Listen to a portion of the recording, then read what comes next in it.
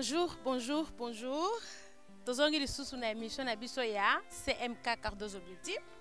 Lelo thème na biso tozana ngo ezali bongo bimisa maputa na yo, tozongela maputa.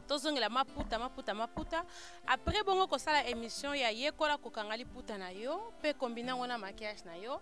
Demande lisusu esalamaki to la lisusu bilamba maputa, soit lolenge nini ya ko combiner bilamba ou bien bilamba nini kokola tama ya maputa ou bien na fête ou bien na soirée ou bien sortie moko spécial.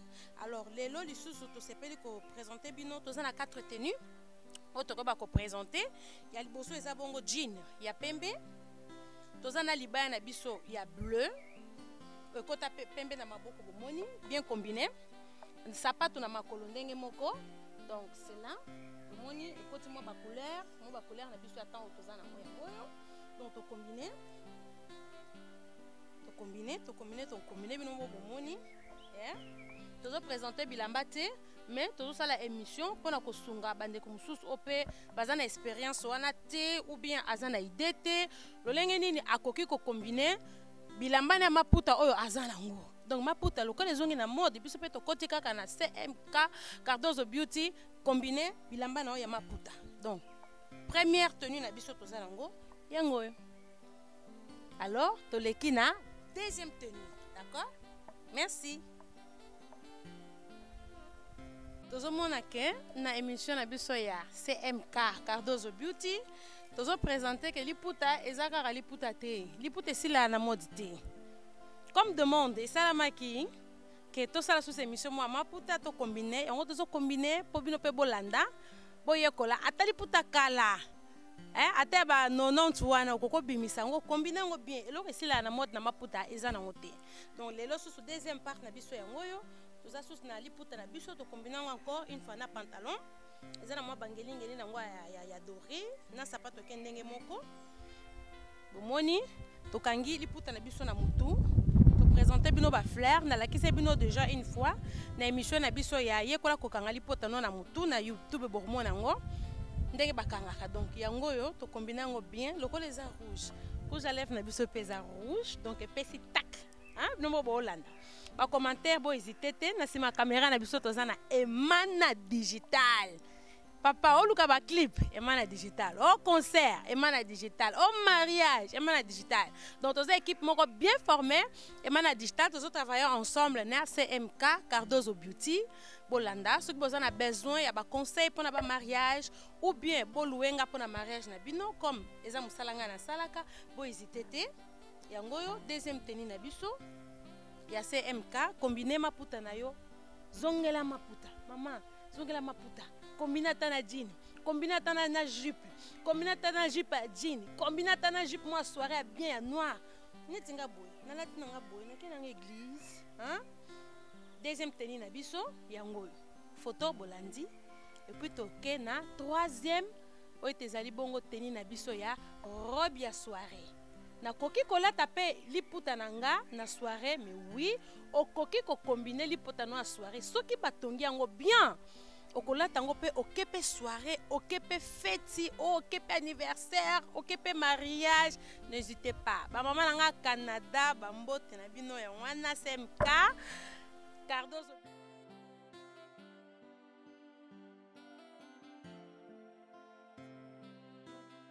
Ndenge na lobaki troisième tenue na biso ya soirée, openje za soirée à la soirée. Ça veut dire ata ozokende mariage, donc au moni ke na maputa no pe okoki kotongisa eloko moko eza obligé te que faut kotaka magasin au somba robe moko 300-500 € pour que na fête. Alors modèle déjà eza modèle moko à soirée à bien oyo bino pe bokoki bongo ko utiliser donc besoin ngo bien so botongisa botongisi mais na lingi de ba mama ba jeune lelo penza to zongela maputa bino mo bozomona ndenge zo sala. Donc bozongela tozo biso nanga na bino tozongela kolata maputa tant tozo bima to identifier penza o tezali mboka na biso contenant na biso Afrique ezongela maputa, Congo ezongela maputa, Angola ezongela maputa, Ghana ezongela maputa, partout tozongela maputa. Iye pona biso tomoni to combiner maputa na biso en robe de soirée oyo nakokende na fête, oyo nakokende na mariage, oyo nakokende fête kaka babengi fête hein. Beta maputa na yo. Obimi penza la miso bato bandimi yo pe. Donc c'est ça. Donc ba maman la biso tozongeli bino eye pona biso ba jeune eye pona bino ba maman ope bo bosa na ba maman bo bosa na maputa ba maman. OK bino boke ko zongisa biso na nzela maputa. Mais bino pe ba maman bokoma bino kaka ba pantalon na ba pantalon, ba jupe na ba jupe, ba tisi na ba tisi. Et bongo ba jeune lelo ba 16 ans, 18 à 20 ans, 30 ans. Ba koye ko la maputa ndenge nini. Hein? Donc, il y a un troisième modèle na biso. Na baluki bomo nango bien. C'est MK Cardozo Beauty. Tozo présenter bilamba te mais émission na biso ezali tozongela maputa. Ya wana bomoni nga lelo na teni na biso ya maputa. Bomoni mo changement maquillage aussi na miso. Cameraman bendanga miso bien.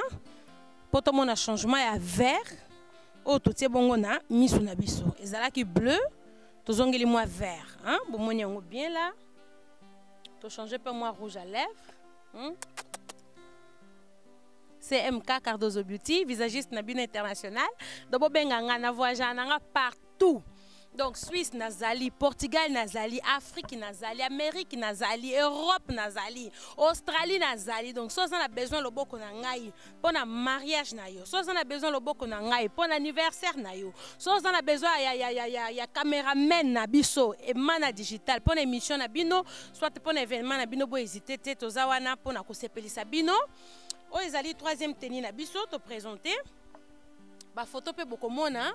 Pour na ba oyo bazana besoin bazo modèle ba photo yango yo combiner bilamba na yo hein zongela maputa na yo maman zala propre hein maman zala kitoko tango zobima na balabala beti maputa na yo beti maquillage na yo rien à dire hein donc toke siko bongo na troisième tenue na biso soki bozana ba plutôt quatrième tenue soki bozana ba question bo hésiter te bokomenanga email nanga yango na bomoni.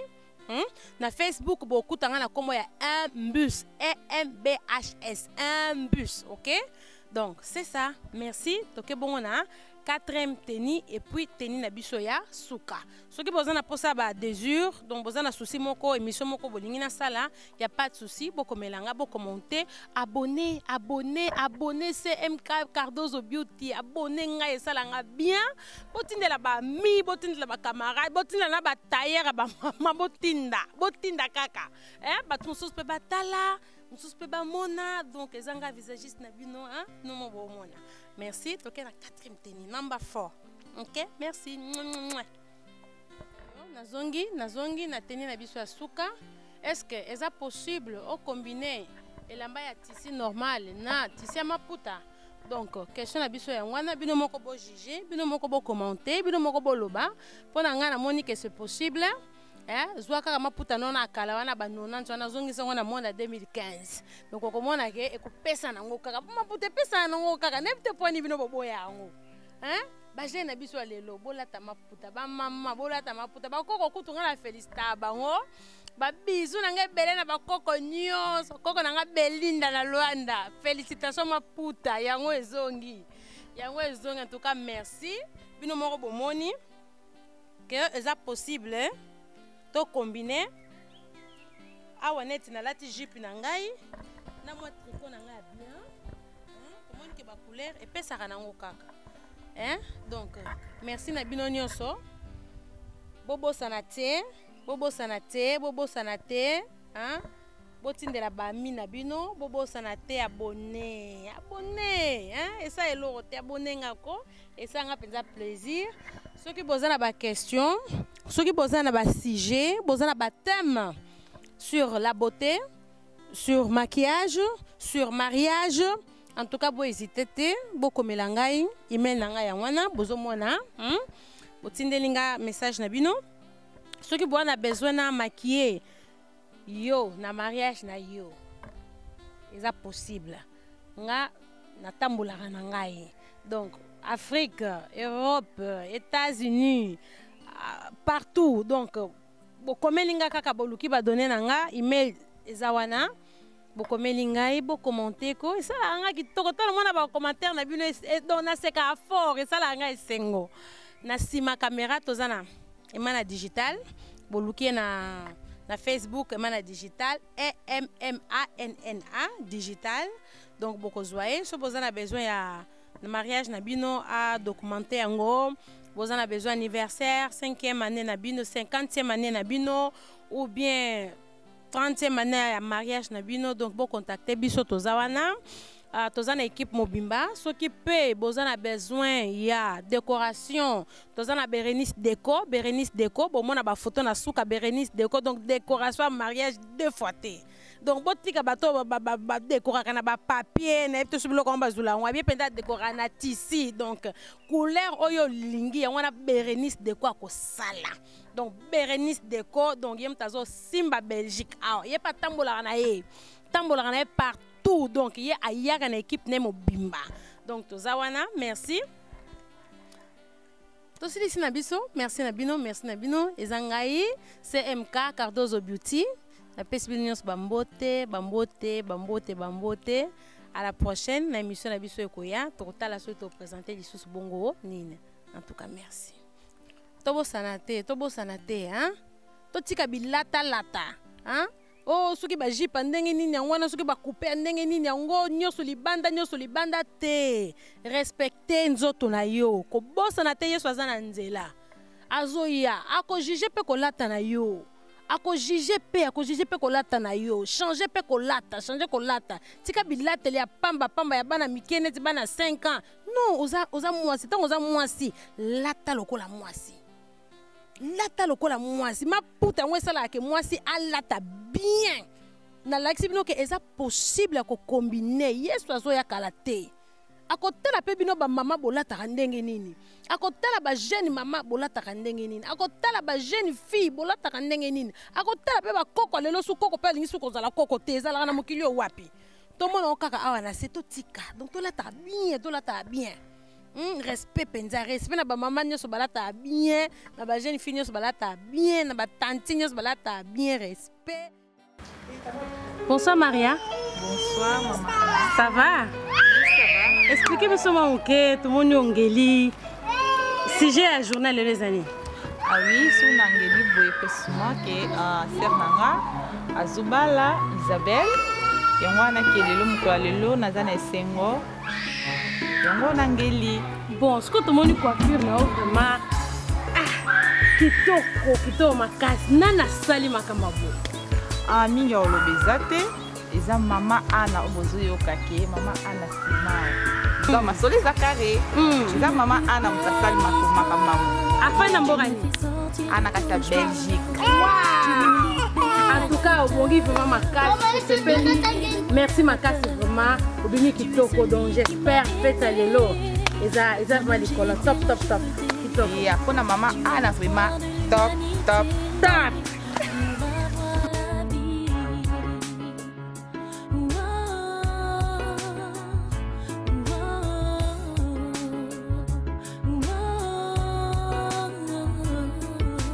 Tout était si sombre quand je ne te connaissais pas.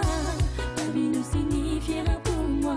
Je disais que j'avais le temps de vivre ma vie, profiter des